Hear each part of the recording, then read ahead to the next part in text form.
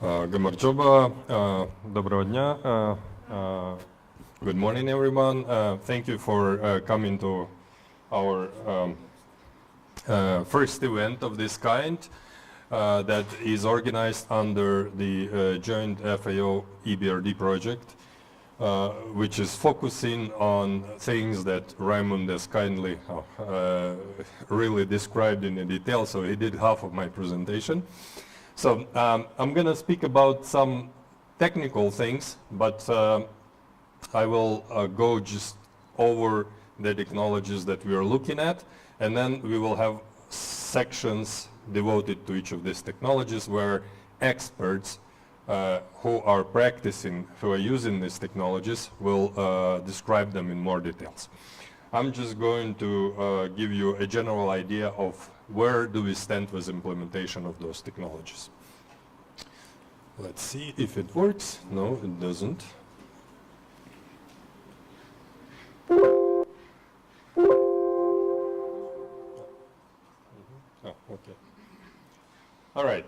So, how did we come to this project, and why is the BRD and FAO interested in this? First of all, there are two sides of the equation. One side is the consumer, or people who are worried about the environment, and the second side is the investments and the sustainability of the business in agriculture. So initially, the big concept was economic sustainability, to make sure farmers make enough money to continue their production. Second stage, we got economic, ecological and social sustainability. Ecological meaning that, okay, we lower the negative impact on the environment, and then there are enough jobs created and people have good working conditions. Later on, we went to regenerative agriculture. What's regenerative agriculture? Basically, the agriculture that not only does not have the negative impact on the environment, but also has a positive impact on the environment. And this is a big challenge for anyone who works in horticulture. We know it's a big challenge. And now we have a consumer focus. Of course, it's not maybe in Georgia yet, but in the US it's big. It's moving from Klimavore to Regenivore. So basically, people consuming only products which are produced in a way that actually has a positive impact on environment and on economics. So it is a big challenge. How do we resolve this challenge? Well, the big dream is to have a fruit factory. I call it a fruit factory. You know what the factory is, a big box, you know, inside things are produced, there is no risk, right? That's what any investor wants. 15 years ago or so, I was working in Ukraine, and I worked with a lot of big investors, and all of them were mostly interested in doing things that have no risk. In agriculture, it's very difficult. I remember we looked at the project to produce potato chips, and the big investor was saying, hey, I just want a big chunk of metal that makes money. Say, okay, but you still have to grow potatoes, right? Or you have to have somebody grow potatoes for you, and that challenge we never resolved. So, fruit factory challenge. Do we really need a fruit factory? You know, maybe things are okay the way they are. What prevents us from having a fruit factory? Why don't we just build a roof and grow everything without any risks? What about the negative impact on jobs? You know, there is a lot of people worldwide employed in agriculture. If you build a fruit factory where things are all automatic, what are these people going to do? How about the quality, nutrition, and taste? Will the taste be the same as today, or will it be better, or maybe it will be worse? So these are all the challenges that we are addressing while working on these high-level technologies. So why do we need a fruit factory? I'll give you a general number that has been the main indicator of investment potential. This number is how much land can one family cultivate. 120 years ago, it was considered that one family, and people had bigger families than today, can never cultivate more than 5 hectares of land. In most cases, it was 1, 2, 3 hectares. When they got the plow with the wheel, you know, it expanded to 10 hectares. Now, today, in Ukraine, I'm not even talking about the US, one family can easily cultivate 2,000 hectares of land, right? You know, if you grow grains, there's no problem. In the US, it's even more. For livestock, for many years, it was also 2 cows, 5 cows, maybe a little more, but for one family, more cows is difficult. Then it got expanded to about 30, 40, 50 cows. Now with robotic milking, you can have 250 cow farm, sustainable and managed by one family without having to hire additional labor. And now, how about horticulture? Horticulture, we are pretty much stuck with 1, 2, 3, 5, 10 hectares. It's impossible to do more than 5 hectares of orchard without hiring additional labor, right? Because you need pickers. So this is why we need a fruit factory, because the population expands. Fruits and vegetables, even the vegetables are usually cheaper, but they're still pretty expensive. This limits the consumption. And fruits are very expensive compared to the staples, right? So it's an expensive category. And this is one of the reasons why we are looking into creating a fruit factory. So, which technologies are we going to be considering that we think could potentially help us move into a greener, more sustainable, more socially responsible horticulture with limited impact on the environment? Vertical farms and wider use of protected cultivation. So for many years I've been saying that I think eventually all agriculture may move under some kind of a protection or a roof. Automation or improvement of decision-making using meteorological stations, sensors, and other digital tools, including the artificial intelligence. This is a big factor, but I'm going to talk about it later. Drones or UAVs. Another technology is subsurface irrigation and impulse irrigation, robotization, renewable energy sources, and bioprotection. And also, of course, we are looking into the green logistics along the whole value chain. So I'm going to speak quickly about each of these technologies. Also there are other elements, but we are considering these ones as the main technologies at the moment. So I will start with the technology, and I know many people will disagree with me, but I think this is the technology that may become a game changer. This is subsurface drip irrigation and subsurface drip impulse irrigation. Why is this technology going to be a game changer?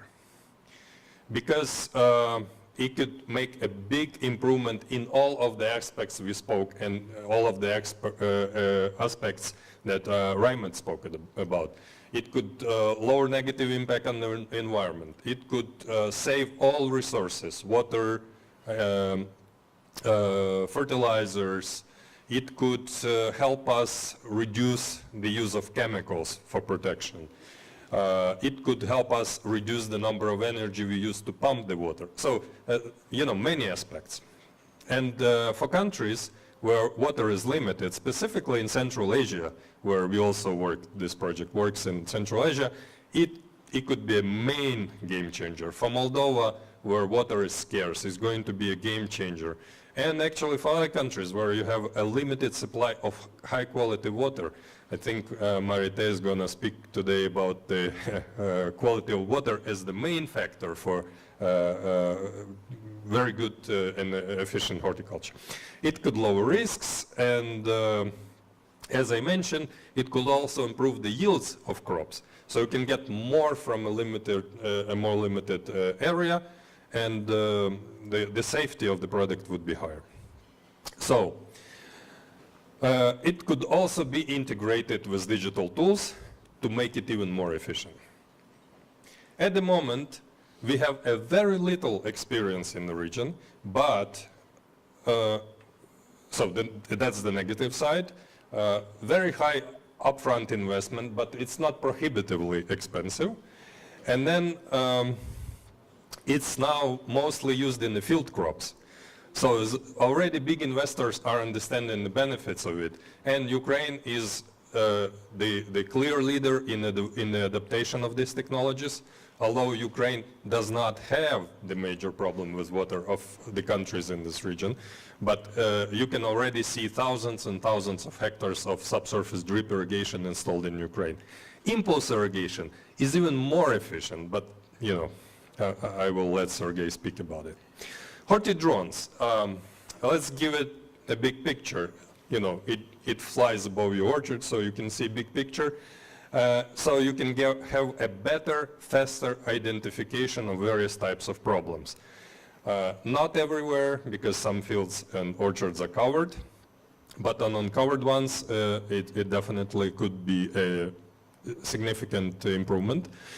You can also lower the use of chemicals. You can use it more efficiently. For example, if it's wet, you've got rain, you cannot go into the field. With drones, you can still spray or apply bio products.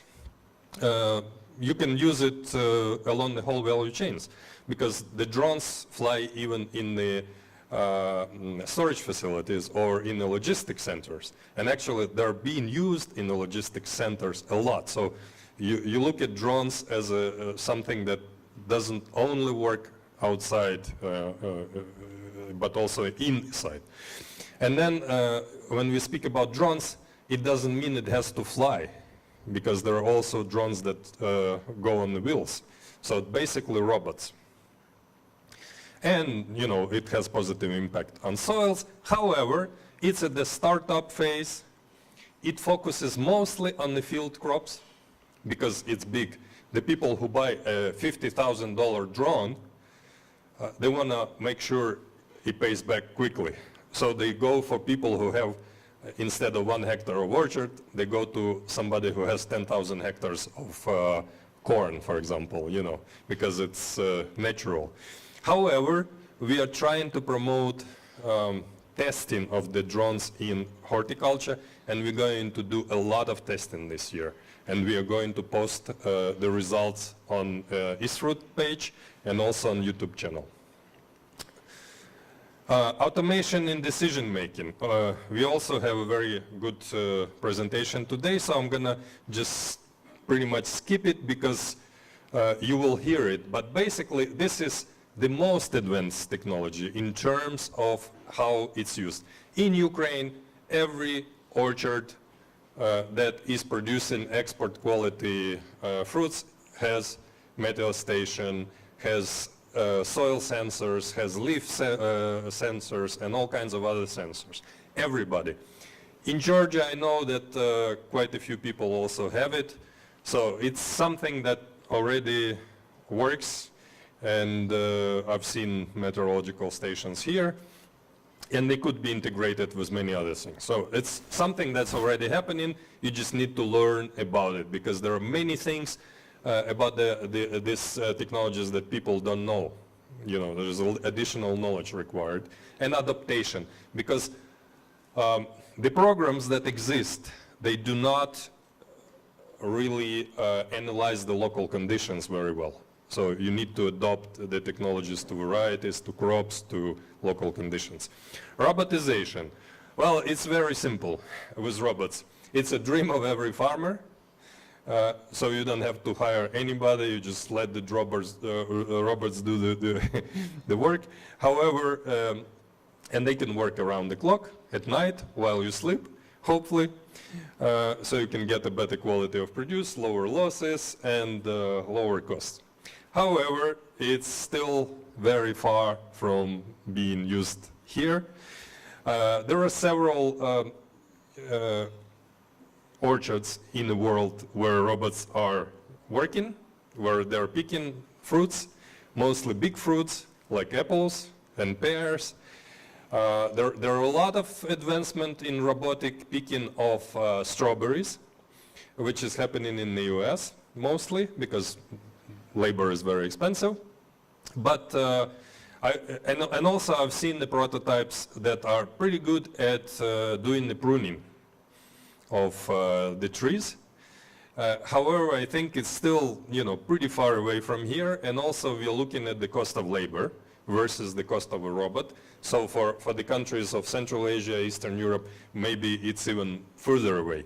However, this is something that may be already used in a very, very high level products, expensive products like the same strawberries, seasoned strawberries, for example.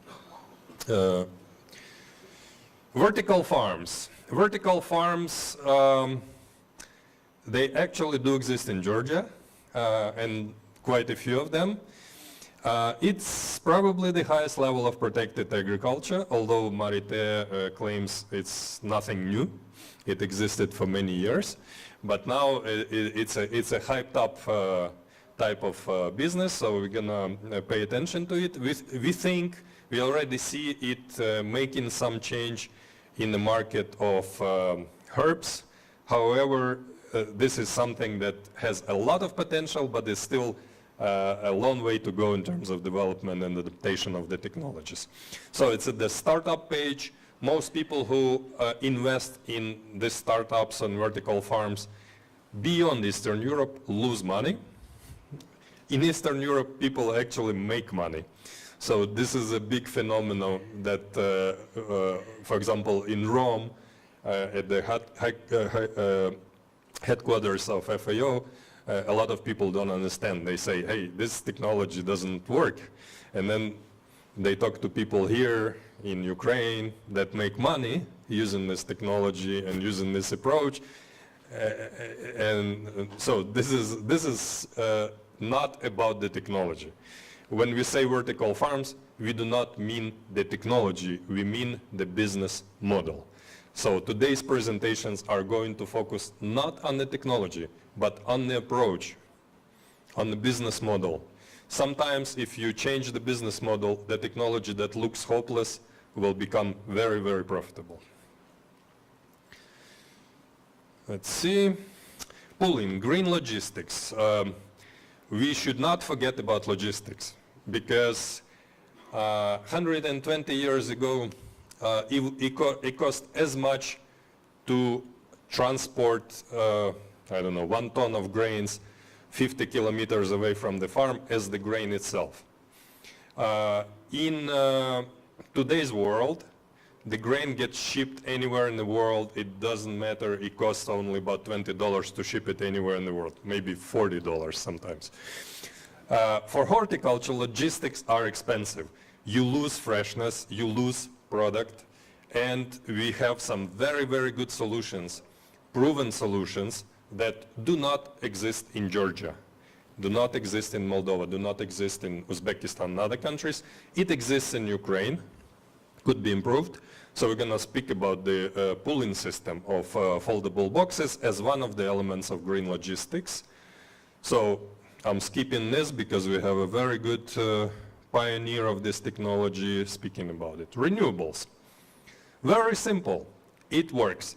The cheapest energy you get today is not the nuclear energy anymore. It's solar energy and it's wind energy. It could be integrated in the horticulture value chain. You can get independence, autonomy, it's ecological. There is opportunity for synergy of two businesses, electricity generation, agriculture. You can get energy at remote locations. You can have SMI or fully protected agriculture as a result of agrophotovoltaics.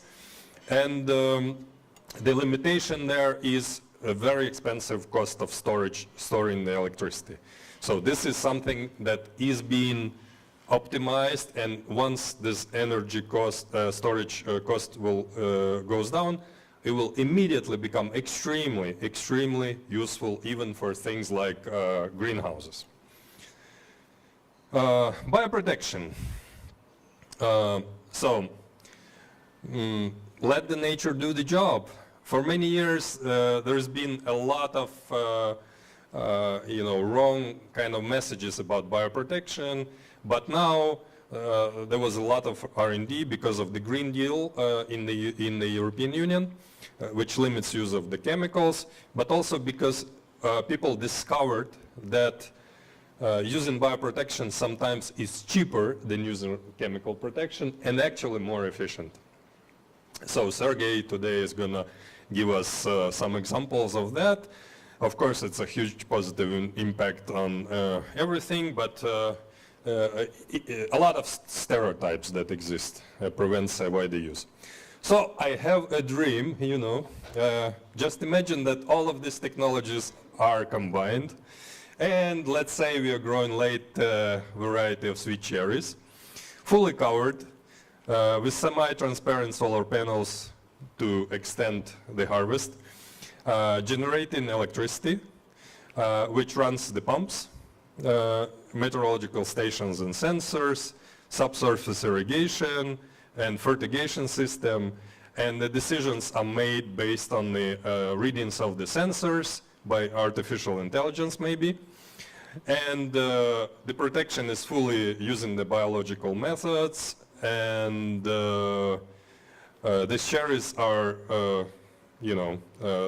drones fly around and apply chemicals or actually bioprotection means, and it's picked by robots at nighttime because it's cooler, and into the pooling boxes and shipped super fresh to the supermarket the same morning. I don't know how far away this technology is, but could be, some elements of it coming here pretty soon. Thanks very much for your attention. I think I will not take any questions because we will have, on each of this technology, we will have an expert answering the questions much better than I can. Thank you very much and enjoy the rest of the conference.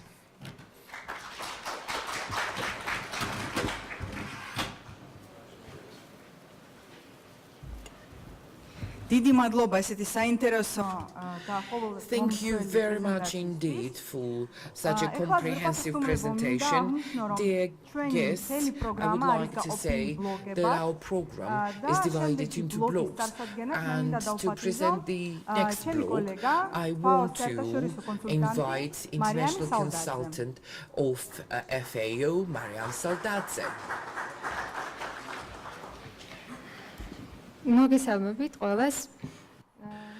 Good morning, everyone. Thank you all very much for coming. I will lead only this part of the conference, and we will end this conference with the panel discussion. However, Zviad Bubukashvili will start this panel. He is a very well-known specialist in Georgia. All farmers that I spoke to, they knew him, and at the same time, he represents the, he is the head of the horticulture department. Thank you all very much. Thank you indeed for such a presentation of me, an introduction of me. You made me flash and blush. And thank you to organizers. Thank you to Ekaterina, Andrei, who is very active in this regard. I will try to speak today about the general views that are linked to progressive approaches to horticulture in the limits of the culture of the agriculture development.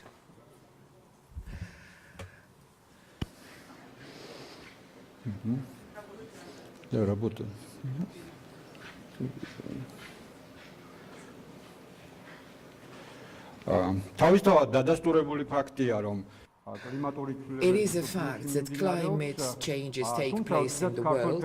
However, when we talk to Georgian farmers, very often they ask two questions: how real the climate changes are in Georgia, and what is the negative effect that they might expect? What are the risks for horticulture, for fruit gardens, and what can be done in a short-term and long-term perspective, and how it all may help us, if we use the technologies. As a result of the research, we established that if we look at two periods, and if we look at the indicators and parameters, and all of that actually covers the period between 1956 to 85, and then 95, we see that the temperatures increase permanently, not only in Georgia, in eastern part, but in the western too. So I have data for two regions, Kakheti and Imereti, and you will see that the delta of average temperatures is quite visible and obvious. So we have some similar features in terms of precipitation as well. You see that in some periods we have, pluses, in some periods we have minuses, which means that the tendencies that exist, they become variable and they change quite often. Now, what can we say here and conclude? We see that for these periods, the average temperatures increased by 0.14. In Imereti, it is 0.59, and the temperatures increase in the period between June to October. In November, December, temperatures slightly decline, but in August, temperatures increased by almost 0.5 degrees. So it can be viewed as a small change, but if you do the calculation and estimate all over the year, then it's quite extensive. Now, as to precipitation, the annual precipitation decreases in the named periods. So we have the peak extremes of precipitation and temperatures, which means that we have days when we have more hot drought days, and we have periods which are very rich of precipitation, and actually we see these changes in these areas as well. So generally, in addition to this condition, we have some forecast models that are prepared by the Ministry of Environment and Agriculture's National Environmental Agency. We see what these forecast models look like, and in some places we see that temperatures drop as well as the precipitation. As to the future period and forecast, we see that the annual precipitation decreases, and in the remaining 3 seasons we have the decline, and this decline is absolutely obvious in spring and summer periods. Well, I will not talk about other periods. You can see it on the slide. You see that the conditions there change, and these changes are quite obvious and evident in our country, in all regions, I'd say. Now, how can it affect the productivity? First of all, it's the thermal stress that affects the yields, and the solar radiation increases, and the solar burns and thermal burns increase, especially in apples, peaches, in blueberries. The droughts periods increase, and that means that the importance of irrigation systems increases definitely. Temperatures change, and they lead to pathogens that are adversely affecting the plants, and pests, of course, there will be more, they increase. Also, the cycle, the duration of the cycles of the high temperature days increases, which is very also the snow cover period is also decreasing, which is very concerning. This can be observed also. The abnormal precipitation increases, the high the precipitation, and in West Georgia during a day we would have seen 100 millimeters precipitation, which gives rise to the floods, and also the hot winds are also becoming stronger, which reduces the yield and has negative effect on the fruit quality, as well as reduces the surface area of the leaves. So this can be associated with considerable difficulties and issues. As regards the progressive elements use and what can be done to overcome and address all of the aforementioned. Of course, drip irrigation has been introduced in the fruit gardens, but the smart technologies is crucial, very important. The precision irrigation requires relevant monitoring of the soils, of the fruit, and respective sensors to be used, and the smart taps to be used also. This is one of the significant approaches for the maintaining the moisture in the soil, or for saving the water. The regulated deficiency irrigation, so-called method, is desirable and perhaps would be necessary. Furthermore, we to a certain extent work in this direction, and we will also address this multi-picture analysis for the optimization of the irrigation and the fertilization, the unmanned devices, UAVs use was mentioned, also the voltage use, which means especially in the intensive the gardens, the systems the implementation and is important. That would be for the protection against hail firstly, and also to produce electricity.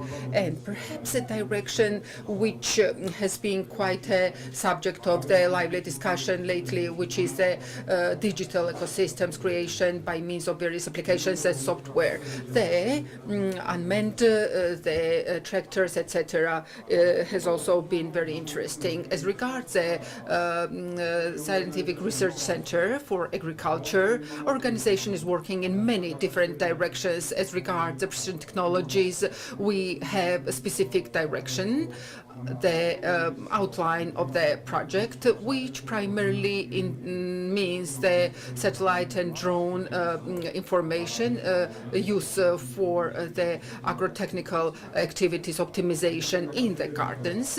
And in relation to this, the main objective of the project is that usually the spectral analysis enables the drone or the satellite imagery.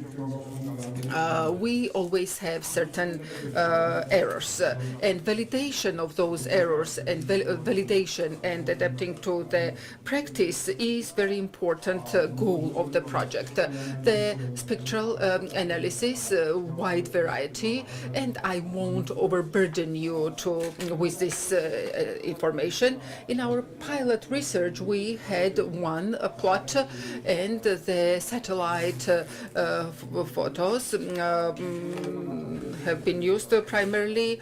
Of course, you can see on this picture the NDMI index, which is a moisture index, measuring index, and this is a normalized difference index of the moisture. For interpretation of this index, we have certain ranges, and usually the spectral analysis enables us to differentiate the area and to identify the frequency of respective respective spectrum.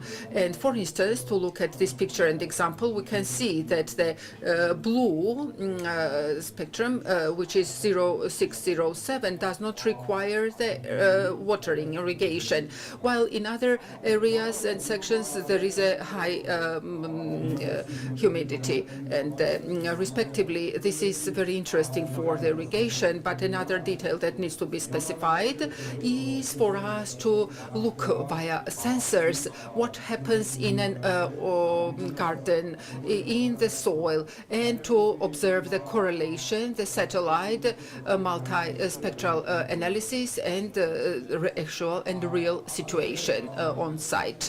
Furthermore, we have examined the NDVI, the vegetation index, which is the most well-known one in this area. There are different scales of development. It's interesting to note that the methodology, and of course it has been mentioned also that it is well adapted to the annual crops, but when it comes to the perennial, the adaptation, additional research is necessary in order for it to reflect the actual picture. We have examples of the examination of this index. For instance, it shows the actual situation on our area. The higher the indicator, the better the plants develop, although not always so. The given analysis, this is a 10 by 10 pixel basis, and research center is continuing this research. We are open to any organizations who have the capacity for the spectral analysis research, and we will be happy if there will be the cooperation in this respect as well. As regards the challenges, I would like to also speak about challenges. Of course, on the one hand, the situation is very interesting and very promising, but we have to also consider there are so many questions that are arising from the farmers. I have sort of brought them together in this slide, and we'll try to address those. The standard questions are, for instance, the meteo stations use, during that some treatment is necessary, while due to the precipitation they are unable to, and etc. etc. Sometimes the meteo stations advise more treatment than they do. Then it doesn't make sense to install them. Also, according to the sort of recommendation, more fertilizer is required, and it's associated with more costs, etc. etc. I have listed all of those questions and issues because as with the increase of the technologies, we have to be better ready for addressing and answering such questions, and we have to be aware that such questions will arise by all means, and the respective solutions should be there. And the precision fruit growing, the technology is helping in decision making, and they have issues with the actual implementation.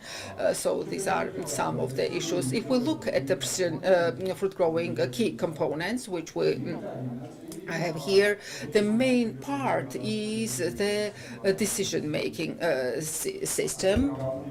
Therefore, perhaps one of the priority directions should be also the implementation-wise, the enhancement of the sector, to make sure that there is no disproportional development of the sector, to enable good decisions that are also implemented versus the current challenges, and also what can be the possible directions for addressing the issues and questions. I think that one of the best ways is a practical demonstration.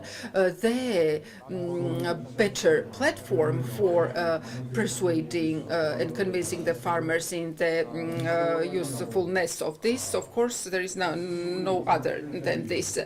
Also to note that precision components require additional adaptation researches and the raw the acceptability towards raw technologies in Georgia, being a small country, unfortunately gives rise to unfavorable results because it gives rise to the discrediting of the idea, and therefore it would be desirable for technologies to be well processed and developed at a practical level before it reaches the consumers. Also, of course, the change is very important to avoid a situation when the sensors are installed and then the sensors cannot be replaced. One of the issues with the sensors is that they can be out of order as a result of the tractors effect or a human factor, and I'm very happy that we have this opportunity to convene here because it has to be addressed to avoid any such gaps in the use of and the application of the sensors.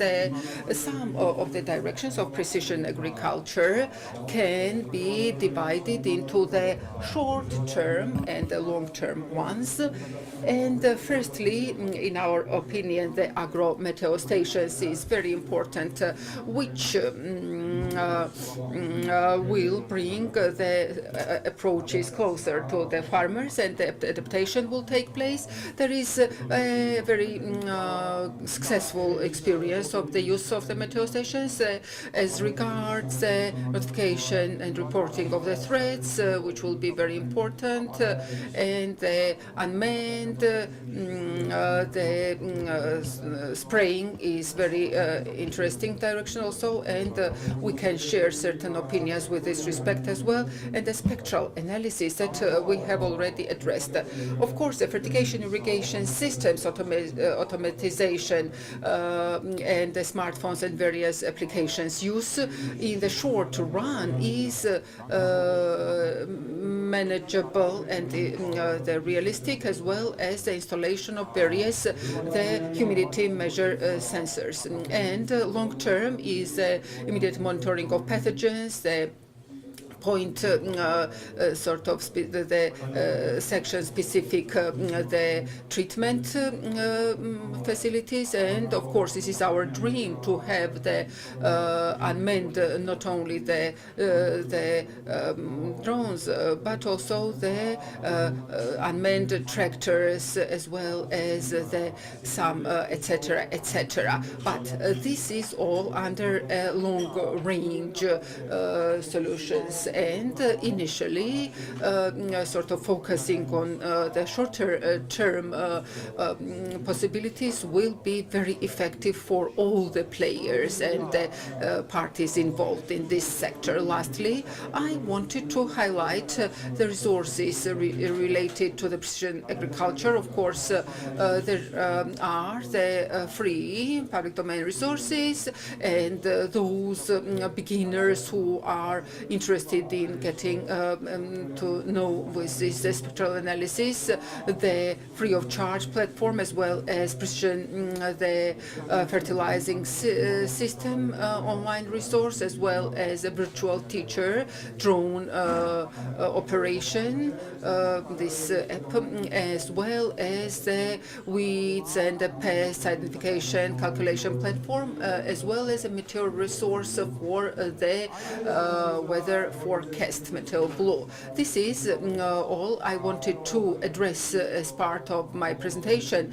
I would just recall another something with respect to the new smart precision technologies, and I was just recalling that 21 years have passed since the first drip irrigation was put in place in the fruit gardens in Georgia, and quite an audience was there, and when we made the presentation, the attitude from them was negative.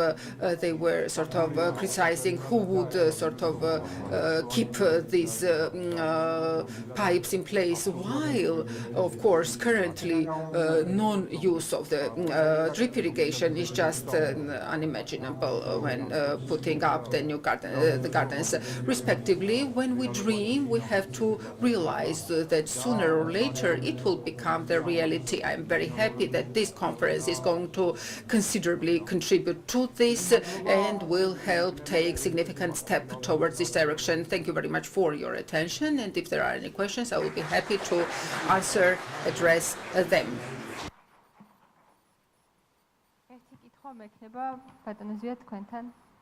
A question to you, Mr. Zviad. Agrovoltage is what I want to ask about. You had this one of the points under the long-term future technologies possible in Georgia. Agrovoltage is what I would like to ask about, and agrivoltage. And what do you think?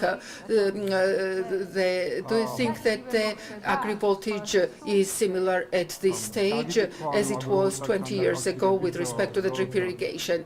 A very good question on agri-voltage. I would just like to note that on this topic, about 3 years ago, we had Korean specialists visiting, and they were the ones who suggested this idea.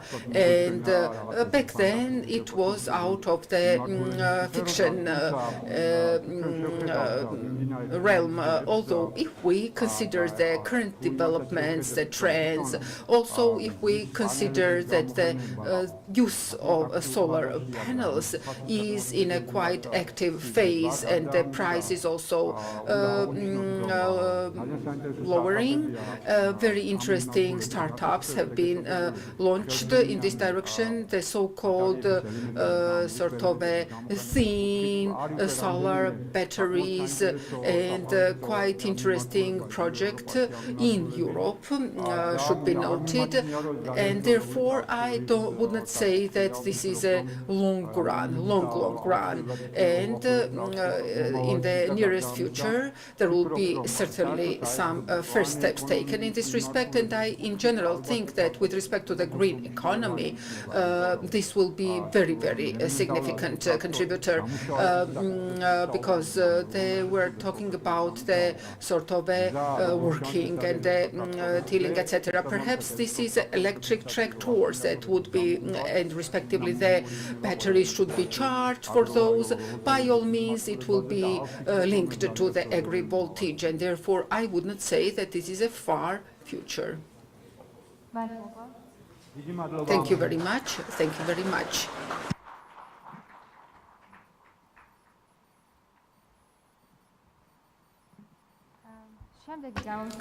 Our next speaker is Olga Lialuk, who is not in person with us, although we have her video recording, who is a FAO consultant and who is a PhD in the direction in the field which will be the focus of her presentation, who will speak about the meteo stations, sensors and automatization systems.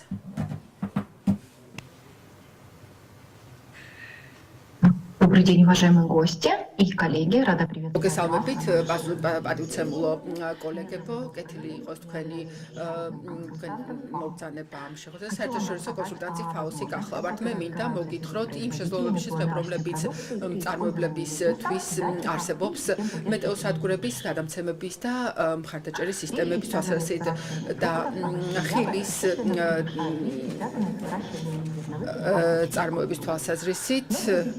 თუ გავითვალისწინებთ, რომ დასაწყისში არ საჭიროებს დიდ ფართობებს, ამონაგები ინვესტიციაზე არის ძალიან სწრაფი და ყოველ წელს იზრდება იმ მწარმოებლების რიცხვი, რომელსაც სურს ამ ტექნოლოგიების გამოყენება და რისი მიღება სურთ მეწარმეებს, რომლებიც აპირებენ მოყვანას კენკროვანი და ბოსტნეული და ხეხილის მოყვანას. პირველ რიგში მათ სურს მოგების მიღება. როგორ შეიძლება?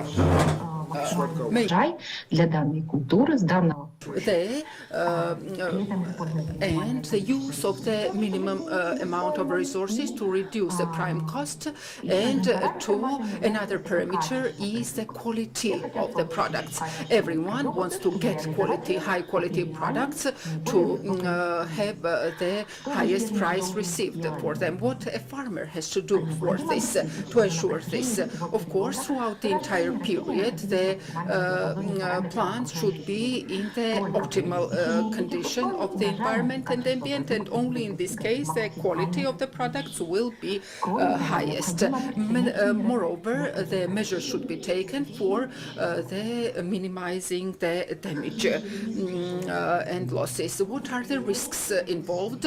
First of all, these are the surprises that the weather can offer, and the majority of the agricultural crops are sensitive to the high temperature and the low precipitation, as well as the frosts, etc.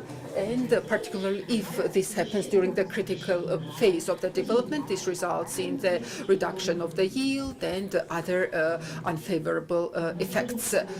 As regards monitoring for the pests and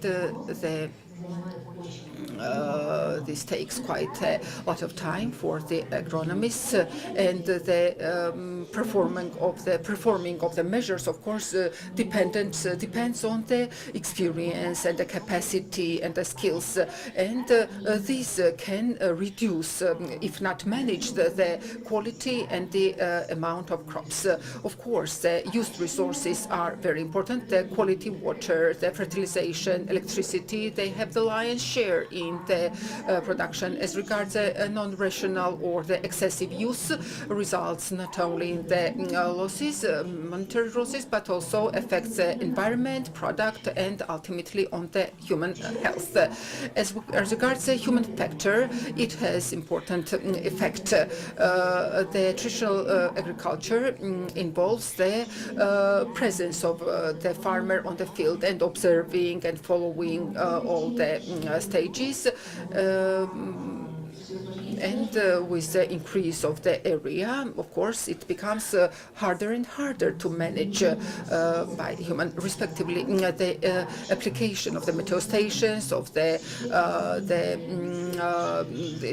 results in addressing the risks, and also it enables to look into the realm, into the world of the plants, which may not be visible to human eye. Also to look at the environment that affects the growth and the development of the plants, and to transform the sensor readings into the figures. And what does this result in with respect to it's very important that at every stage of the development they plan to be in optimal conditions for as long period as possible.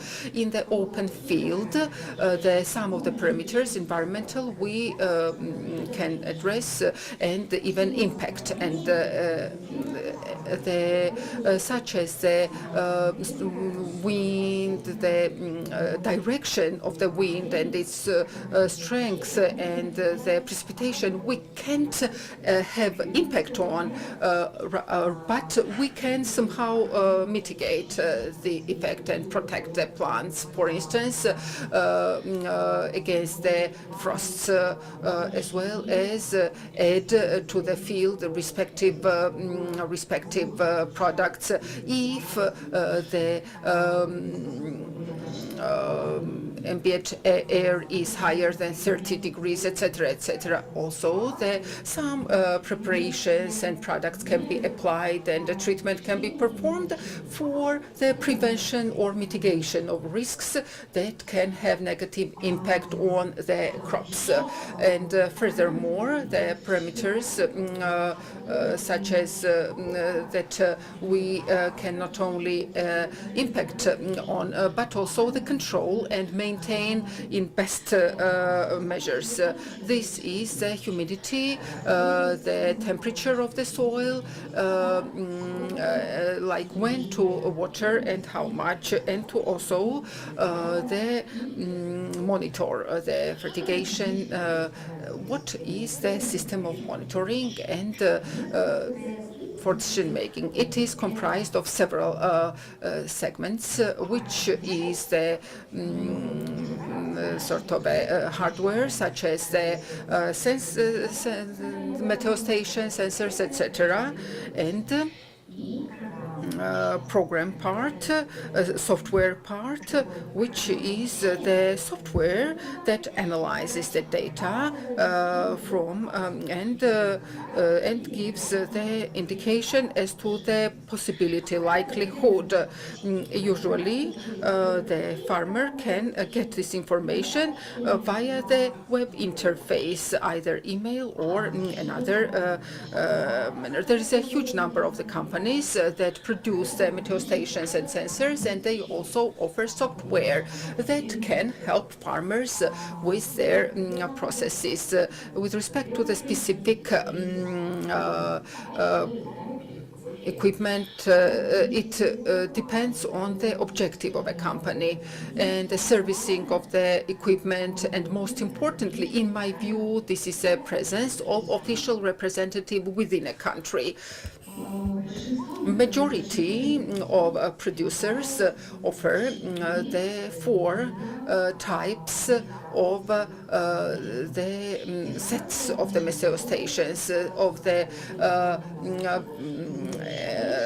the initial sort of level, the relative humidity, etc., etc. This is about 1,300 USD for the station. And additional sensors can also be added. The second type of meteo station is of the high-level meteo station, which is very flexible, is configurable, depending on the customized according to the demands of the customer, and a number, different number and variety of sensors can also be installed. And of course, on the downside, this is about over 5,000 USD per station, and also another downside is that a special and knowledgeable specialist is required, or a service company should be used that would help to interpret this data and for agri-monitoring. Of course, this is associated with additional costs. Virtual meteo stations, client selects any point on the map and gets the information of the parameters of the ambient environment. The not high cost, annual 200 USD. Precision of the data depends on the placement of the meteo stations, and if there is a special terrain on the field, of course, this would not be recommended by me. For type of the meteo station, this is a the narrow specialization. This is stations for the measuring of the parameters of soil, including the moisture and humidity.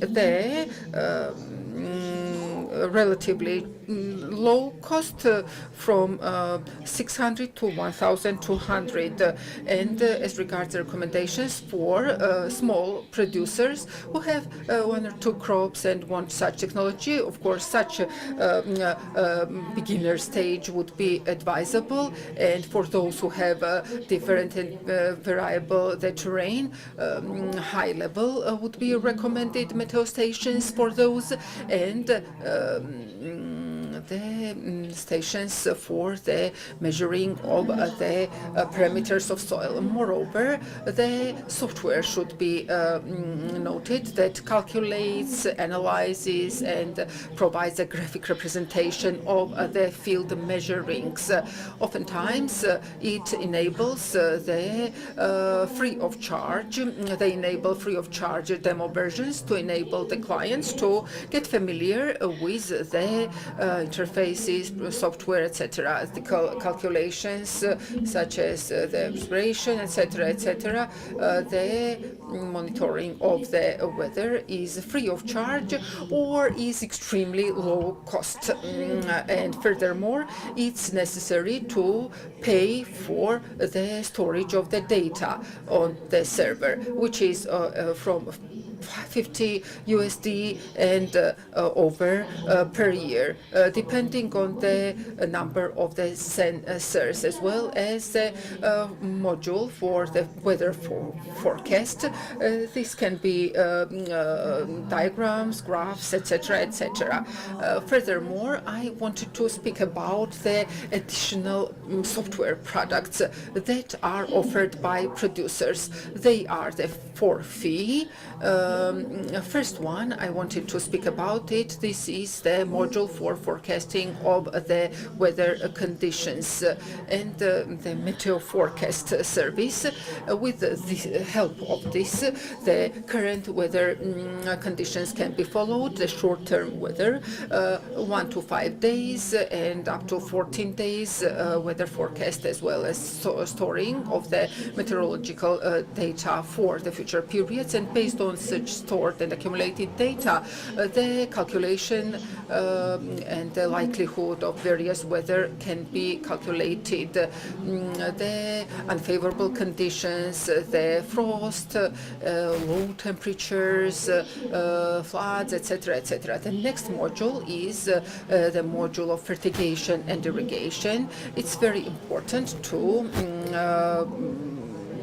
possess and pay for, because it enables the tracking of the humidity change, temperature change, and the individual sensors, and for all sensors at the same time. And this module enables farmers to take more effective decisions with respect to the irrigation, fertigation, of course, based on their respective reports and the graphs. The next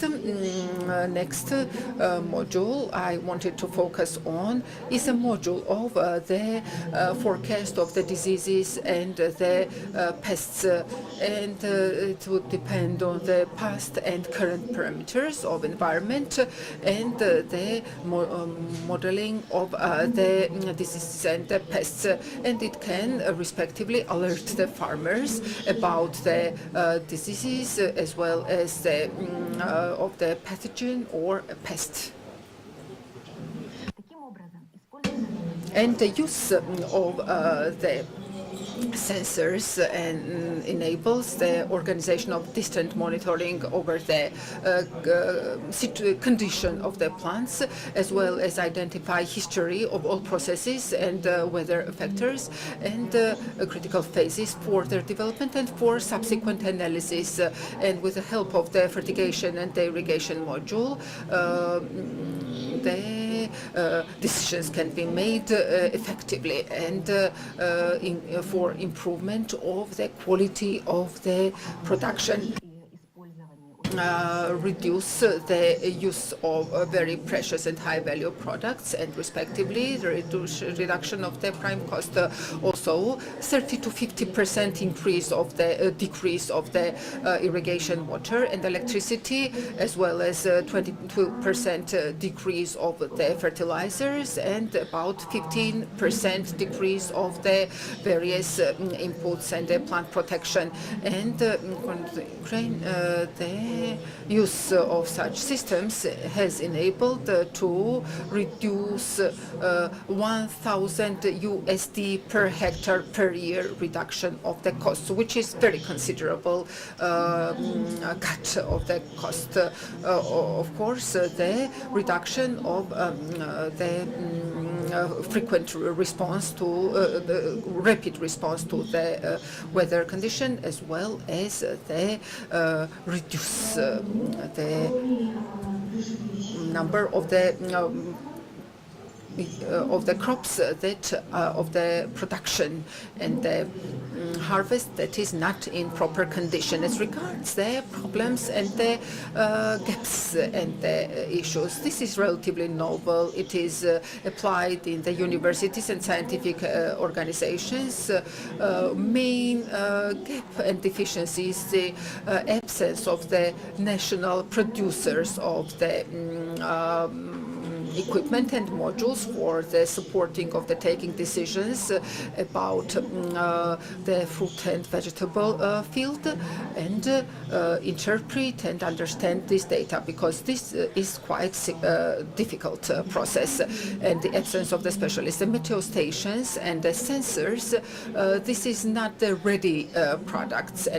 This is not like a mobile phone that is ready for use upon the purchase.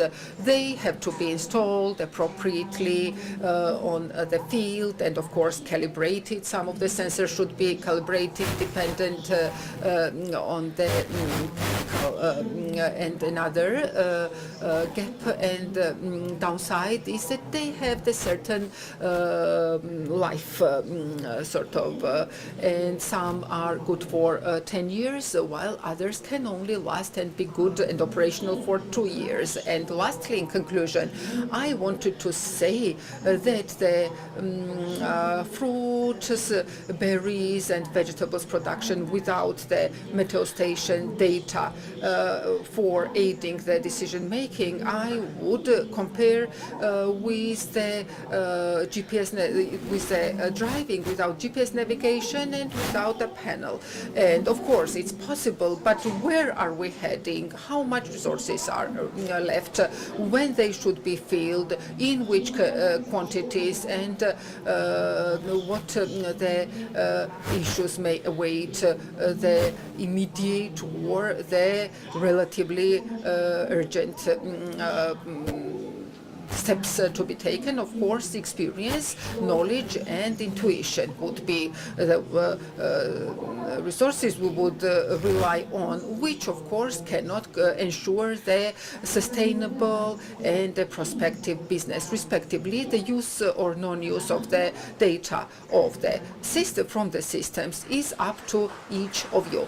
Thank you very much for your attention. Our next speaker is Mr. Sergei Ba, who represents Ukraine and Moldova, has experience of working on both markets. Also, he is a FAO, international consultant, and he will speak about surface irrigation systems. Thank you very much.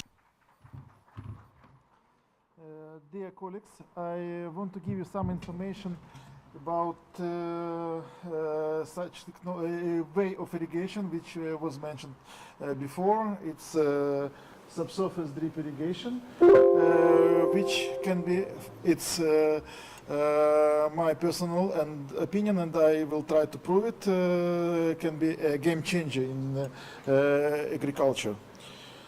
It's not a new technology.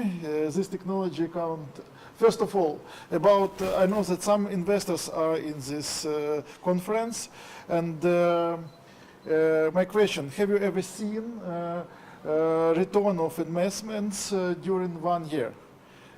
Many of you will say it's impossible, it's crazy.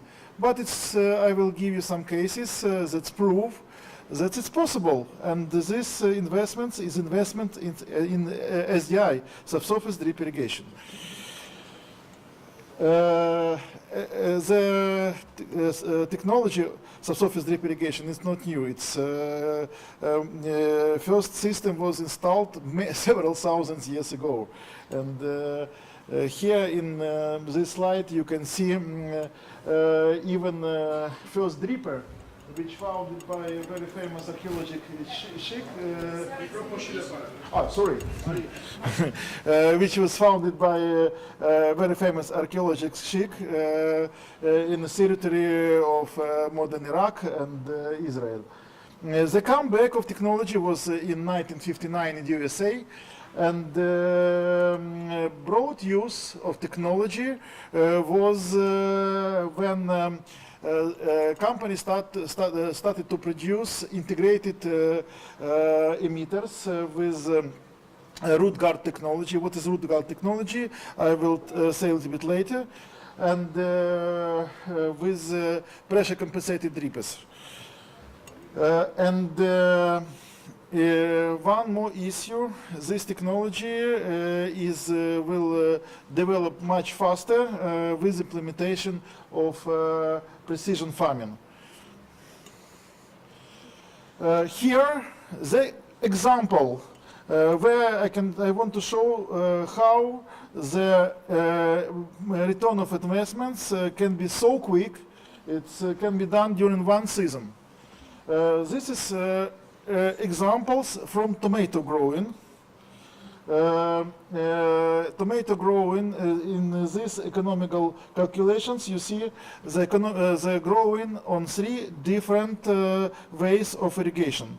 First one is regular drip irrigation on annual drip lines, which we use with 6 mil drip lines, which we should change each year, and laying on the surface of the soil.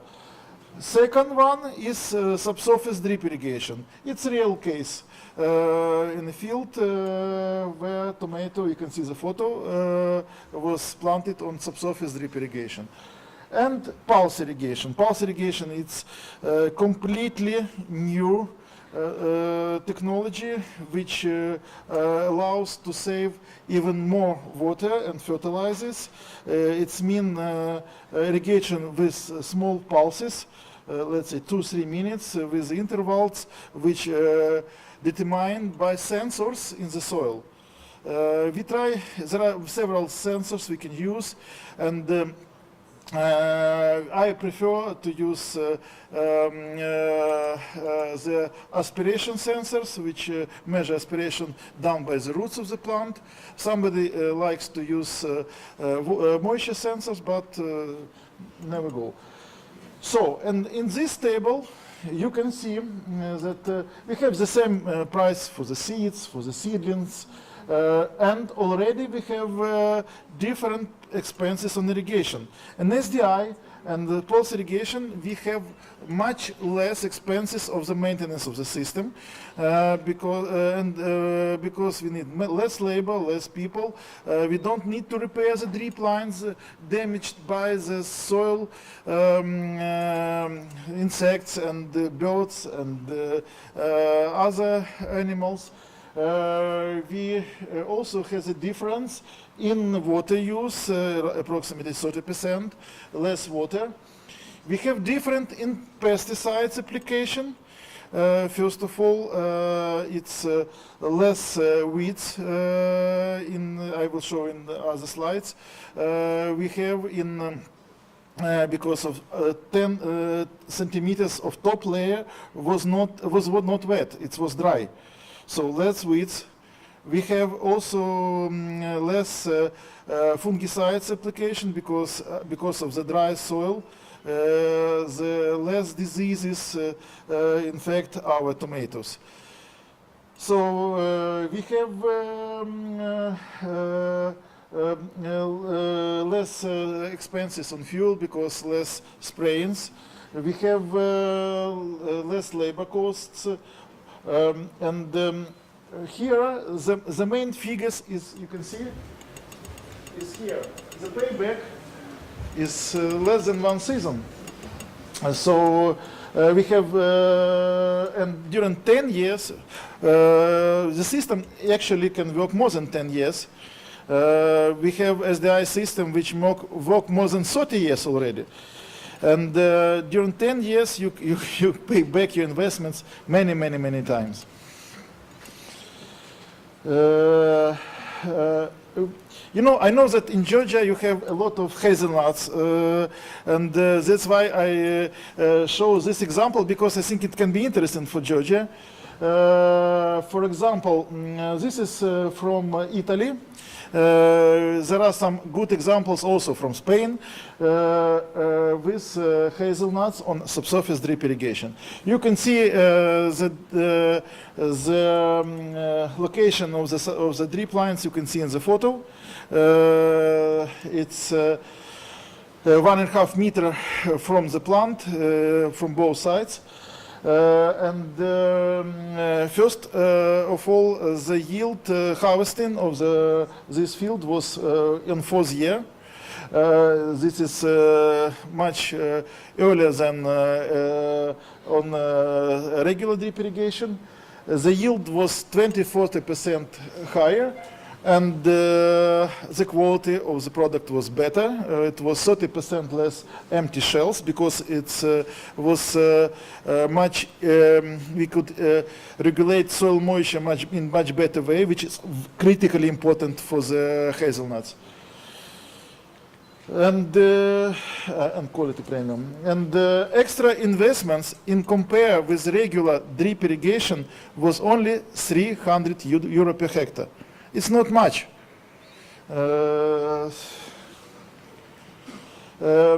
As example is, I know that you have also walnuts. It's an example from Ukraine. It's first walnuts which was installed in Ukraine on 56 hectares surface in Izmail. It's near the border with Romania. Andrei, the owner of the orchard, was start harvested on 4th year.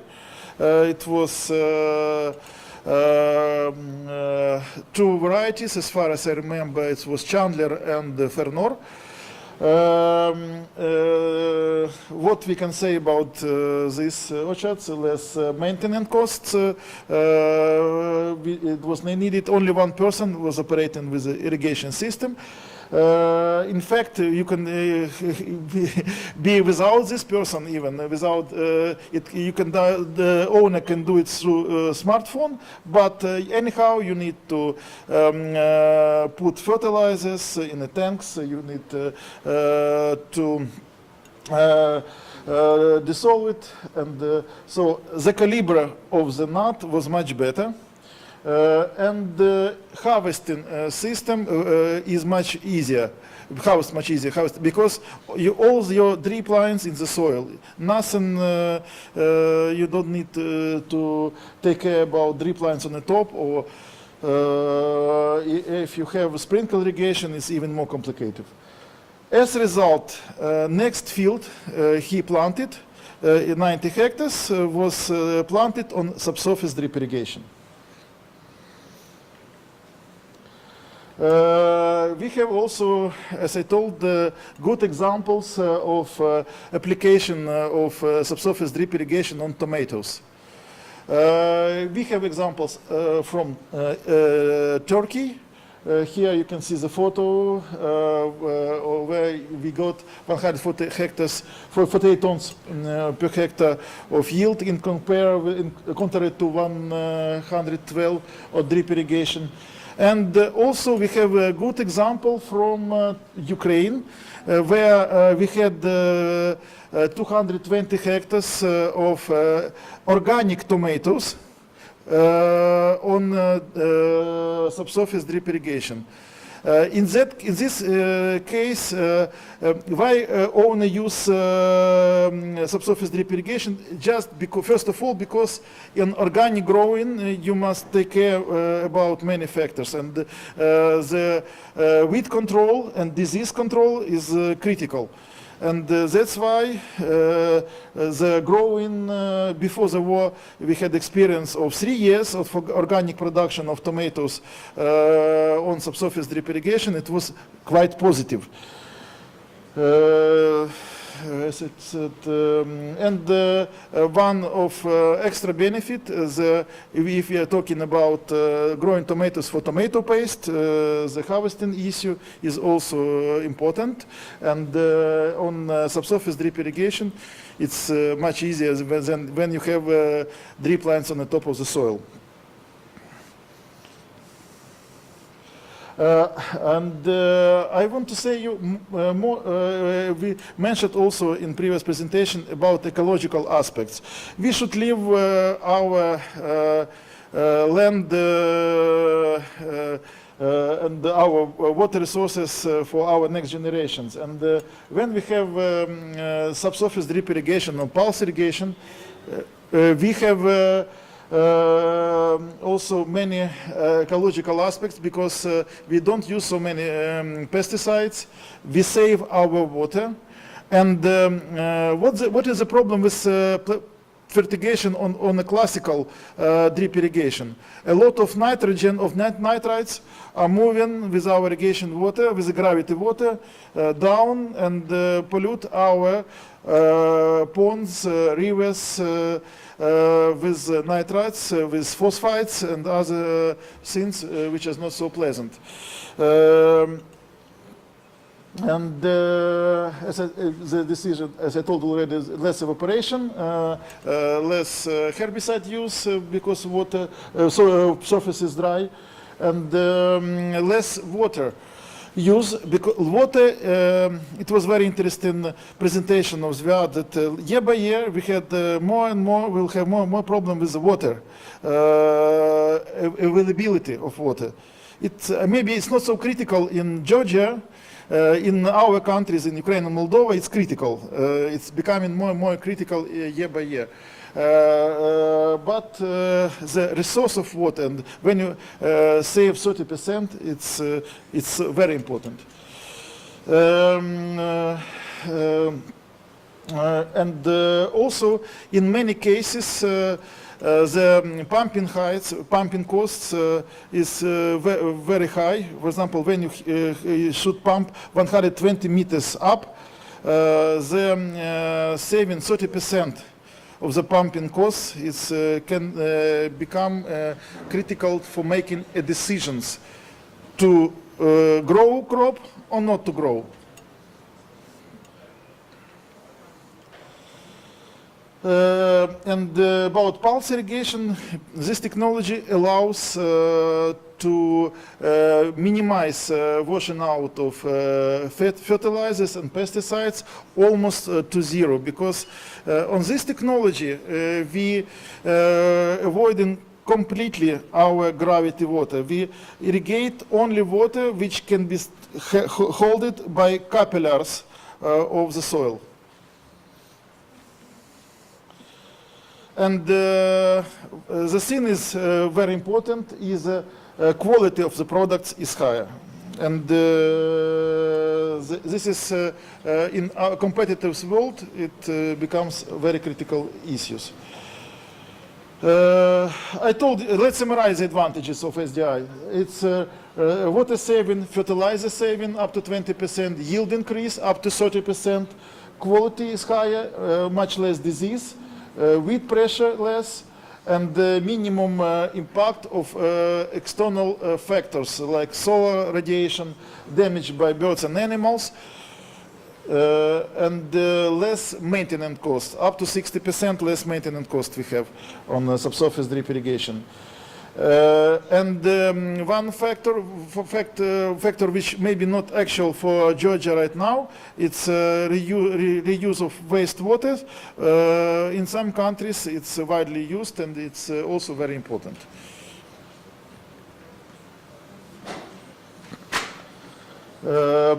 Also, when we place drip lines in the soil, we have much better wet and 46% more volume of wetland area in compare when we have drip lines on the surface of the soil. We have much better root development because it's a much better, well-balanced composition of soil, air, and water in the soil. soil aeration, which help to develop the roots in much better way. And much better efficacy of irrigation injections. What I mean, for example, in our area, we had irrigation system which are using for many years, for more than 30 years. And with irrigation, we put a lot of sodium in the soil. And sodium is really impact very much of physical properties. Water penetration is much worse, water movements, and we face the problem that we should introduce gypsum or chemical means such as, for example, I used for injections combination of heptagluconic acid and calcium lignosulfonate. And it helped to wash out sodium. And what I mentioned in my practical experience, that the efficacy of these meliorative injections was much better on subsurface drip irrigation than in regular drip irrigation. Of course, there is no ideal technologies. And many people say that, I've heard that there is a bad experience of subsurface drip irrigation application. You know that we should account in our decision making that subsurface drip irrigation is only part of whole technology of all system of growing. And changing only one part, thinking about changing of one part is not enough. We should think widely. We should think about all process of growing. It's that's why what the weak points we have is subsurface drip irrigation. It's high cost of mistake. We must study our source data much more carefully. We go much deeper in our design of irrigation system. We should put attention to every detail, which is very important. We should select equipment which we will use in drip irrigation system much more carefully. And as I told before, we should integrate the system with all agronomical issues, such as crop rotation, kind of soil tillage, and fertigation. We should for sure make a granulometric analysis of the soil. We should analyze how much clay, sand, and silt we have in our soil, to select the distance between the drippers and what's the depth of the boring of the drip lines we can have. We should take into account soil topography, water soil source analysis, which water do we have? Sometimes when I saw the soil water analysis, I told the people, that investors, that you can't irrigate with those water. So just skip it. And very important is crop rotation. Which crops are you growing? If you, of course, when you have orchards, it's not an issue. But when you grow vegetables, it's very important to understand which crops you have in crop rotation and how you will grow it afterwards. As I told about granulometric soil analysis, we have so-called light, medium, and heavy soil. This depends upon content of our sand and clay in the soil, and silt in the soil. So we have different penetration, we have different water holding capacity. and different water movement depends upon the physical properties of the soil. Here you can see how water moves, and because of that we select the distance between the drip should be 50 centimeters, 60, or maybe only 30. So this is critically important. Okay. About root intrusion, why on my second slide I saw that shown that the technology was widely used, start to use when root guard technology was invented. What is a root guard technology? It's the technology which, when you fill your silicon membrane in your emitter with herbicides. Mainly in the first, it was trifluorex. Now it's more pendimethalin, but nevertheless, it's herbicides which don't let the root come into the emitter. If you can use the emitter without root guard technology, but you must consider that each spring you should make injections, low volume injections of herbicide like pendimethalin into the irrigation system to avoid such picture.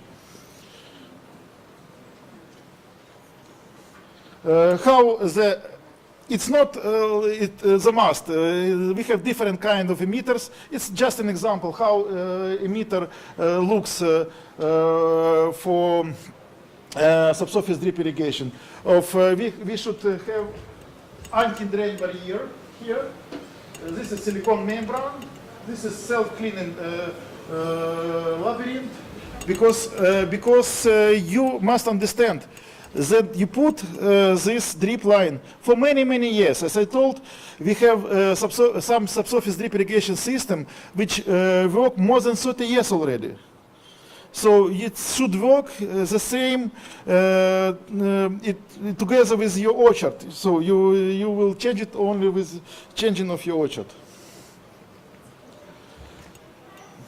And also very important to understand that you should put more, and this is the for people for which make design of irrigation system. You should put much more air relief wells, and you should anti-vacuum wells. So you should put it on the places which on the top, which is in high places, but it's really very important because it's you should not suck the mud when you switch off the system. This is briefly about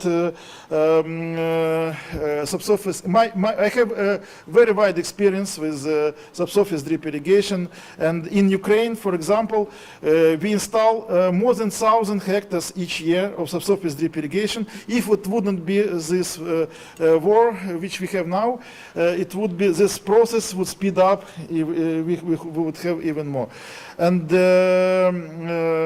The main thing, before you choose the way of irrigation, you must really understand complete system of tillage of your crop.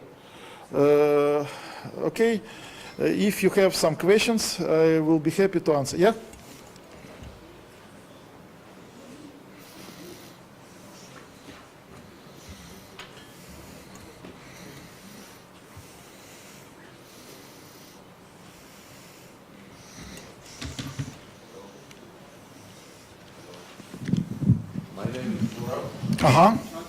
Most of our problems with drip irrigation is connected with animal damage. With what? Animal damage. In this case, I think the only animals are rodents. Yes, with You never mentioned them. yes, concerning the rodents, good question, because this is, I hear this question quite often. When you can have the problem with rodents, first of all, when you choose the field for installation, you can start to control the rodents before installation. We have a lot of tools for control it. from my experience, the most effective is, we call it rot TIF or Salmonella Isachenko. It's the best way to control the rodent, and it's one thing. And second thing, when you start irrigate your field, the animals don't like to live in wet soil when you irrigate, so you don't have already the problem. The problem of rodents, it's when you have a period from installation to start the run the system. I really recommend you, this biological product, Salmonella Isachenko, really solves the problem of rodents. Yeah.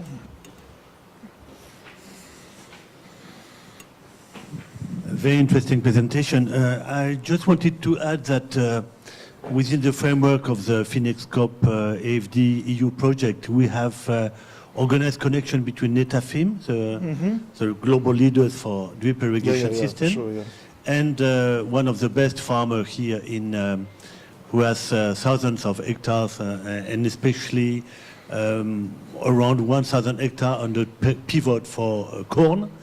And this farmer wants to switch to subsoil drip irrigation, first of all because of lower cost for energy, not so much lower cost for water, because water is paid by hectares here, so it doesn't make a big difference whether you are efficient or not.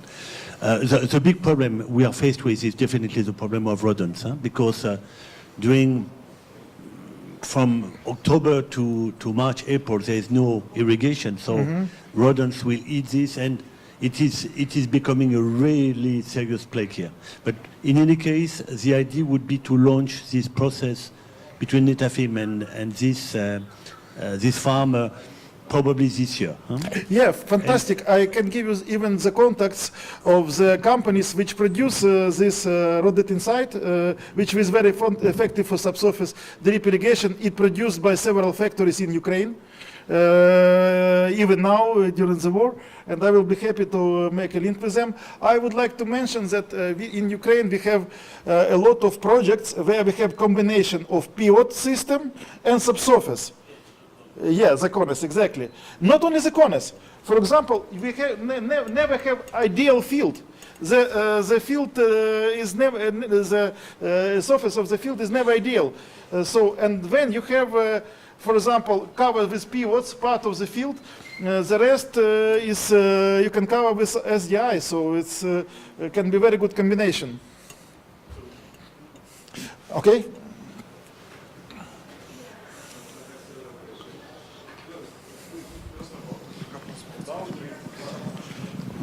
What type dripper you are recommending for it?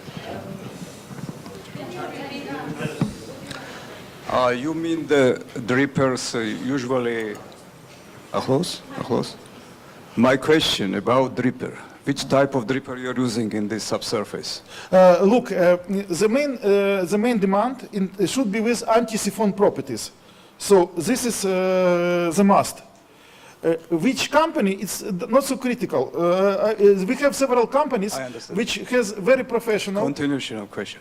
When you have a annual crop, annual crops. Annual crops. Annual crops. You are using still SDI, this anti-siphon? You mean annual cost is different, depends upon... For example, alfalfa or something like that. Look, I've been in one orchards of peaches in Turkey on SDI. They have, for example, 150 hectares, and they have 2 irrigation managers. My question about when you have annual crop, it means about 10 kilometers per hectare, and it is economic to use this anti-siphon. Look, about, you mean annual crop like what? Alfalfa. Alfalfa. Corn. Okay, corn. Corn is very, if you're coming to corn, it's really the best seller in SDI. It's the most successful. we had fantastic results on corn in Ukraine.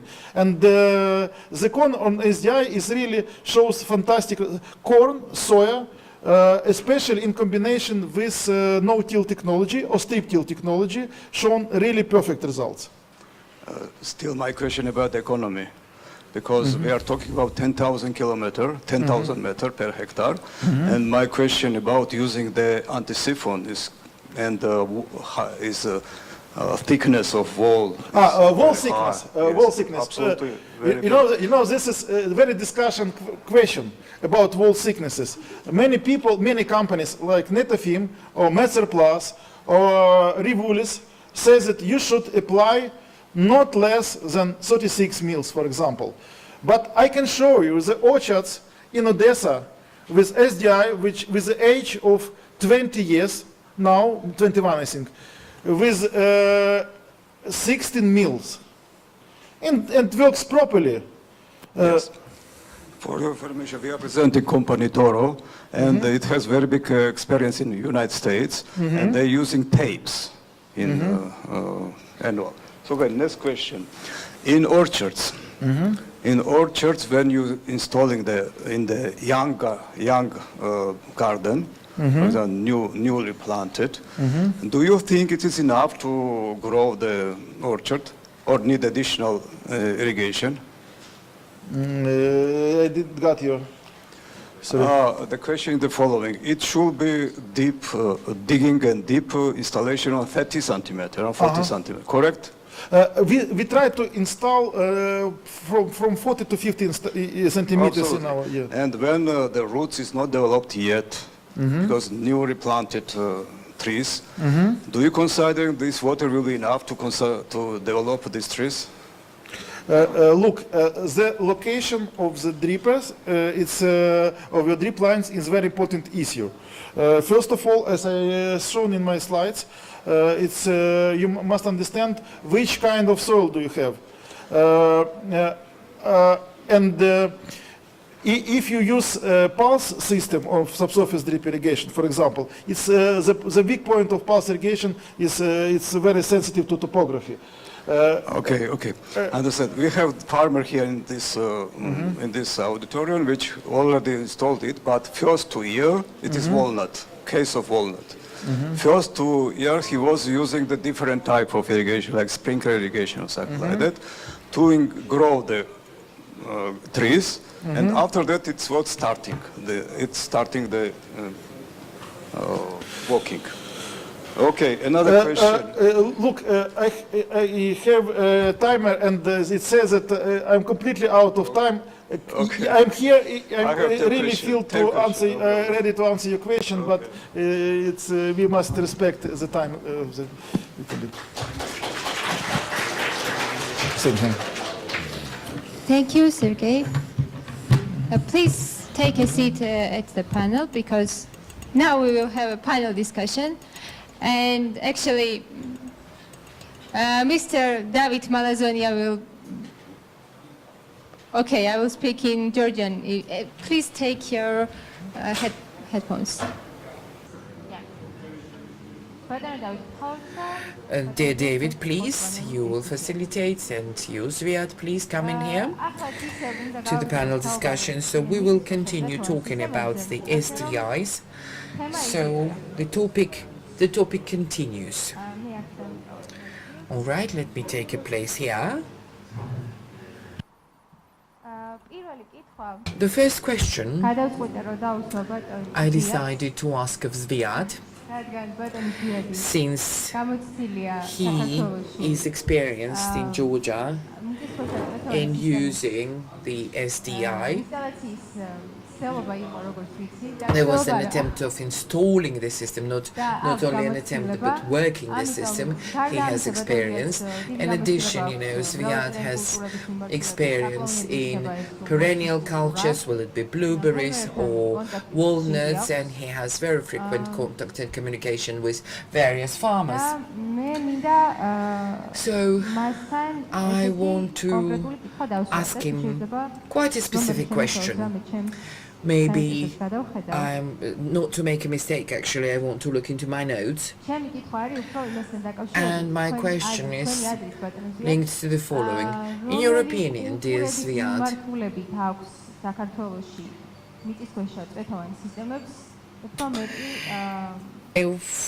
in case of what cultures the SDI has more perspective, perennial or annual system 1 year, or in case of perennials or annual culture. So where would you recommend them depending on the region, climate and Georgian reality and experience? Well, you ask me a very difficult question. I don't think I will be able to answer everything. However, I'll try to share my own opinion with you about this technology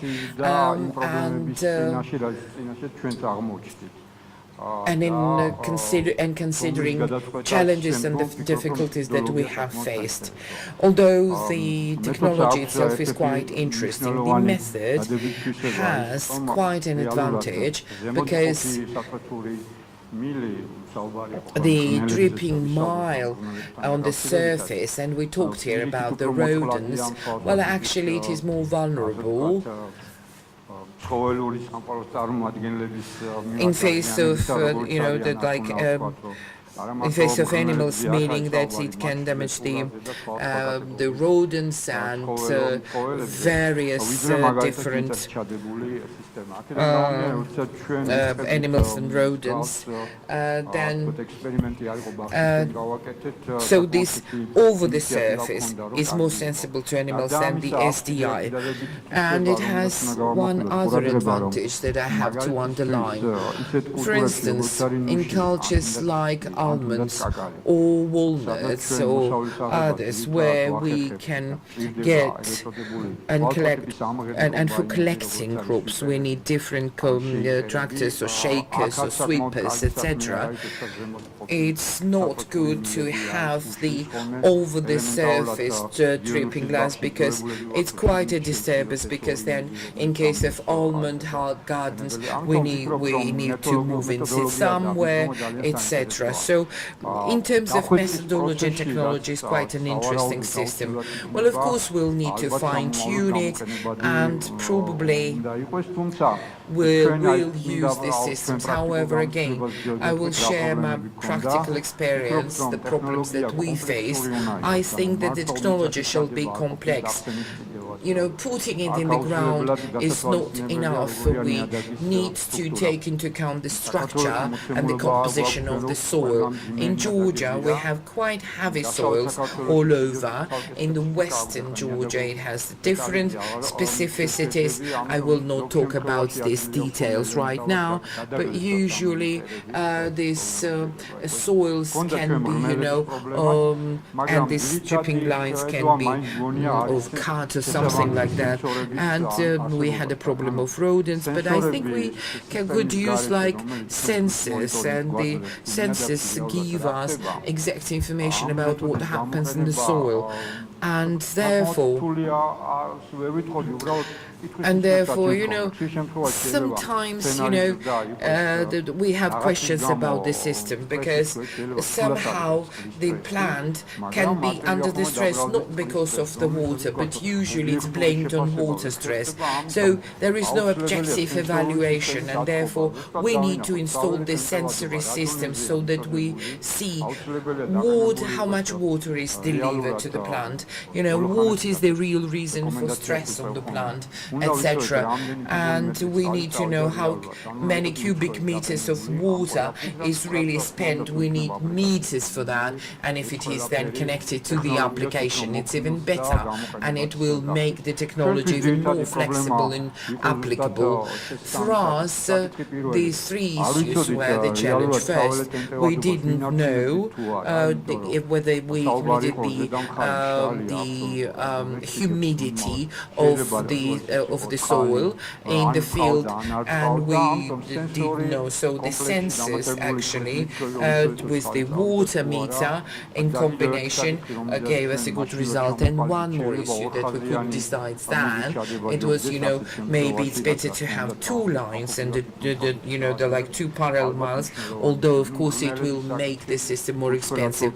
The issue of rodents, up until now we still have questions about it, and we actually fight rodents with different methods. Now, as to perennials, it will be very hard for me to speak about the annual, but in case of perennials, and if we have intensive, like apple gardens or vineyards, etc., it can be quite good. In case of walnuts and almonds, I think that 1 mile dripping system will not be sufficient, and we need two parallel dripping lines, and I think that these issues shall be taken into consideration. Thank you very much.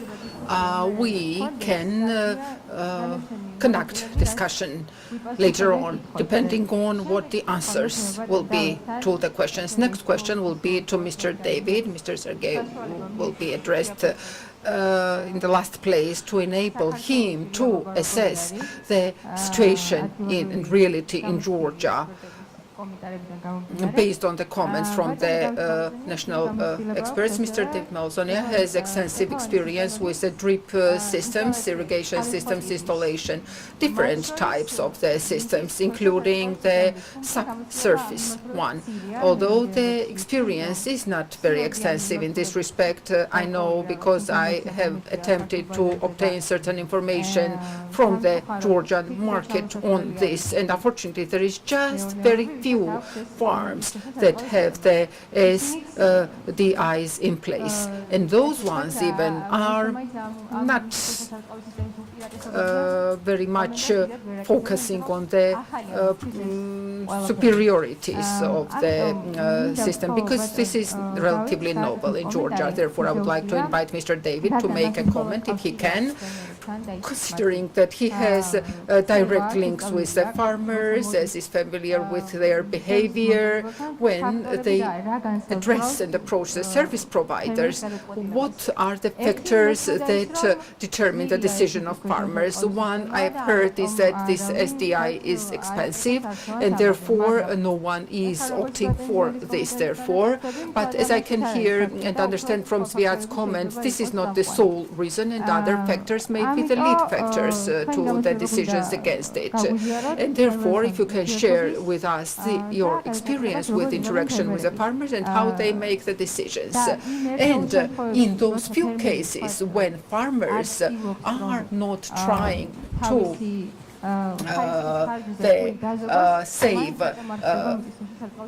make savings, and what are the reasons and how the situation can change in the future. Firstly, what I would like to say is that we have certain experience with working with this system. We represent company Toro, which is in the US, placing the systems underground, but mostly this is for annual crops. The so-called tape is how it's called. It doesn't have a dripper inside. This is a cheap technology. It does not depend sort of a distance, and they are very actively using this. Also to note that in the US the soils are sort of processed and worked in a way like there is a sand near the sea, the ocean, and so there's while when it comes to the stones, it's more difficult, and this tape can't be installed as easily. Certain years have to pass after these soils are treated very sort of worked very well and reach the condition for this tape to be applied easily. There was a comment that he has to bring mic closer. So if it's a thin wall or the thick wall, irrespective, the polyethylene is damaged above ground. So it is very economical and saving if it is underground and subsoil.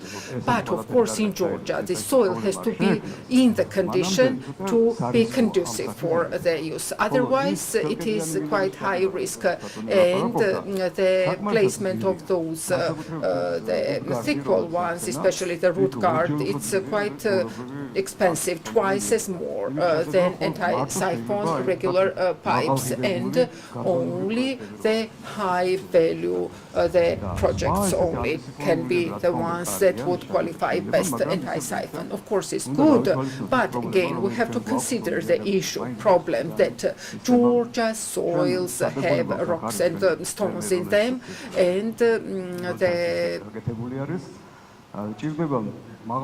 high technology equipment is required, very solid, and Turkish might not be good even to the end point of the garden we can't reach, so it is associated with high costs. Another, what the Zviad has mentioned, the issue of the rodents is more prevalent above ground than subsurface, and since on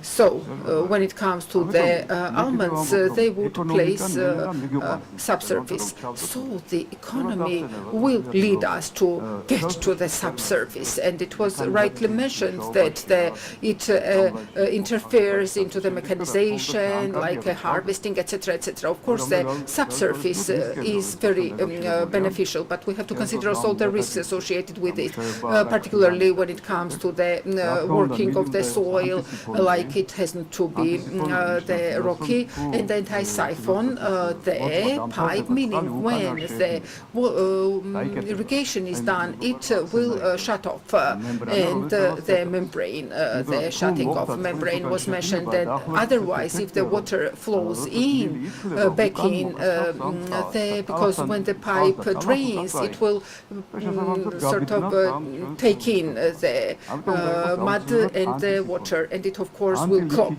Therefore anti-siphon should be there, anti-leakage should be there. It's the drip, but it's less effective for Georgia because it has to be installed in appropriate places to make sure that the pressure difference is not high, because at certain pressure it opens up and the leaking is again there. So anti-siphon is of course good for the gardens. It will be good, but the installer should not be the sole one that should be responsible for this, and the farmers should share the responsibility, because the soils are not worked to the sufficient extent, and so the rodents issue is no longer there for them. They eating those the drip systems, etc., etc. What else can be said? Of course, there were many issues listed and written and noted down. My question was more about, I understand the details of the technology is important and we have to explain to the farmers, but when it comes to the decisions, is this based on which the farmers take decision, or other factors have the more higher share? What I am trying to find out, whether this is an issue is with the costs, or whether the novelty is what scares them away. 20 years ago, when drip irrigation was installed, people were very skeptical and critical. Now it's quite prevalent and even the best demanded. So we are developing gradually, step by step. So for now, moreover, what I would like to note is that subsurface requires a special design. That pipe should be sort of washed, and it's requires a very solid design to be in place, and in this respect too we have an issue. The designing the regular drip irrigation is an issue, and it's not easy, especially the SDI. So the washing frequency or speed of the washing out of the sediments, etc., etc. And as I've said during our telephone conversation, the main point is sort of the rodents, which is the farmers face issue. Therefore, they are realizing that they should go to subservice, particularly when it comes to the saving water 20%, also the delivery and application of the fertilizers to the roots specifically. So there are many benefits and upsides. Our partners who are using the drip in the maize have way higher yield per hectare than the pilot irrigation system. So it has certain superiorities and upsides. And gradually our agriculture is moving towards this. And as has been mentioned, the rodents is a primary driver, which is quite a headache for farmers, and that would trigger the farmers to get to the subsurface. We hope, thank you very much, we hope that this will be the driver of introduction of the novelties in our market. I would like to move with a question to Sergey. You have extensive experience on Moldovan and Ukrainian markets, and you can say and draw the parallels considering what you have heard. Perhaps you already got an idea of where and at which stage Georgia is. I wonder, in Ukraine and Moldova, STI systems project quantity number, can we say that it's still low and there are just few cases here there? We understand that in Ukraine the territory is vast compared to Georgia, but considering that Ukrainian territory, whether the skepticism is still there and the lack of information and the lack of experience, etc., and the other problems that have been listed, or they have already gone through this, overcome, and what factors were the drivers for the development of the market and getting to the stage which Georgia has not reached yet. Sorry. First of all, I would like to say that, of course, the percentage of SDI in compare with other irrigation system is quite low in Ukraine as well. As I told, we install more than 1,000 hectares a year, but it's not so much in compare with surfaces of Ukraine. But the process is speeding up. Each year, the amount of new crops, fields which covered by SDI is increasing. It's like with electrical vehicles. You know that the main part of vehicles which we use is diesel or benzene, but everybody in this conference, I think, understands this is it's over. The story of this, and it will be changed. That's why, of course, the other issues. I'm really agree with Viat about that we should be more practical. We should always think. We should always think. For example, for many crops, better to put 2 lines. We have, in some cases, lack of experience, empiric experience, but and in the first years, we use this guy around because it was first before, we made a lot of mistakes. We face a lot of problems, but during this time we found a lot of solutions, and as for me, I think we have enough information already, enough tools to implement this technology in big territories. So, of course, 2,000 hectares a year of SDI installed in Ukraine. It's maybe it's a big number for Georgia, but it's nothing for Ukrainian volumes. But I believe after war will finish, you will see that this number will speed up very, very fast. Thank you. I guess we have 5 No, we have only 2 minutes, so let's finish this part of the event. Thank you, participants of the panel discussion for the interesting... Oh, okay, poll results. Can you... I will continue in Georgian. Okay. მოკლედ, ჩვენ გამოკითხვა ჩავატარეთ. მეც უნდა გავცე პასუხი, ხო, რომ შედეგი მოიცადეთ კითხვა, წავეკითხო კარგად. ჩემი, ხო, არ ვიცი ჩემო პასუხმა გადაწყვეტა თუ არა, თორემ 75% გამოკითხული დამსწრე საზოგადოების, ვინც მონაწილეობა მიიღო გამოკითხვაში, ფიქრობს, რომ საქართველოში მიწისქვეშა წვეთოვან სისტემას პოტენციალი აქვს. მგონი მაინც გვეთანხმებიან პანელის მონაწილეებიც. ახლა გთხოვთ, რომ უკვე coffee breaks-ზე გავიდეთ, მაგრამ მანამდე შეგიძლიათ 2-3 წუთი, აი, ჩვენი გამოფენა, რომელიც დღეს მიმდინარეობს და საკმაოდ ბევრი კომპანია არის წარმოდგენილი, მათი პროდუქცია დაათვალიეროთ, გაესაუბროთ შესვენების განმავლობაში, coffee break-ის განმავლობაში. დავბრუნდებით უკან 20 წუთში. მადლობა.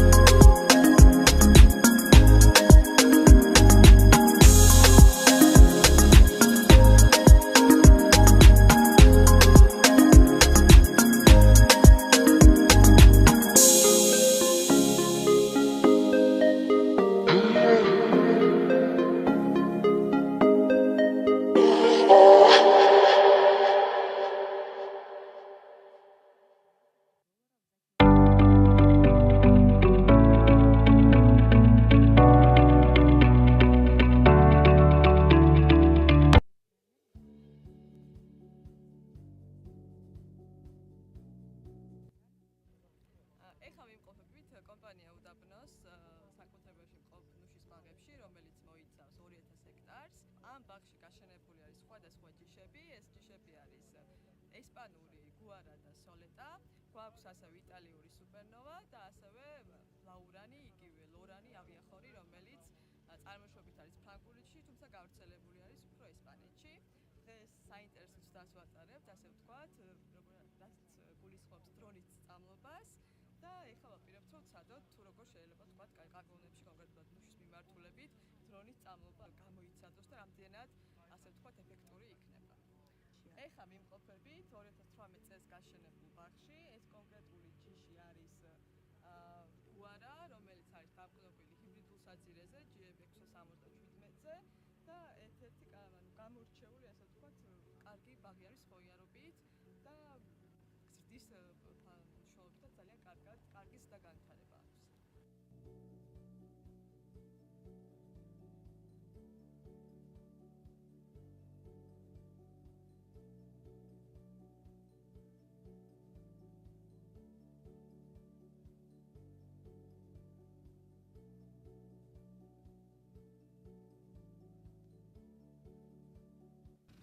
ჩვენ ახლა ვაკეთებთ ექსპერიმენტს, რომელიც მოიცავს ნუშის ბაღის დამუშავებას, უბრალოდ მინდა გავტესტოთ, როგორ იმუშავებს სხვადასხვა ლიტრების ლიტრაჟობის მიხედვით სხვადასხვა სიჩქარეზე, რომლის მიერ შესრულება და ნუშის ბაღის დამუშავება.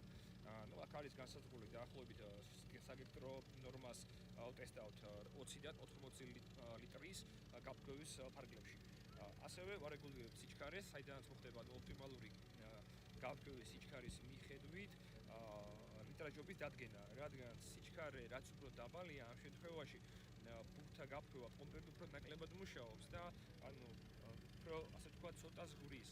აქ მინდა ვიპოვოთ ის ოპტიმალური ვარიანტი, რომელიც მოუხდება და 100%-იან შედეგს მოგვცემს აღნიშნული კულტურის დამუშავების შემთხვევაში. შეფეთქება მოსაზღვროთ ლაკმუსის გამოყენებით, ლაკმუსის გაყალბები გავათავსეთ ნაკვეთზე, რომელიც არის ზოგი დამალული, ზოგი ხეზე ასე ვთქვათ ჩამაგრებული, ზოგი ფოთლების უკან დაწებებული და იმის მიხედვით გავიგებთ, რამდენად ეფექტურად მოხდება აღნიშნული ბაღის დამუშავება დროის საშუალებით.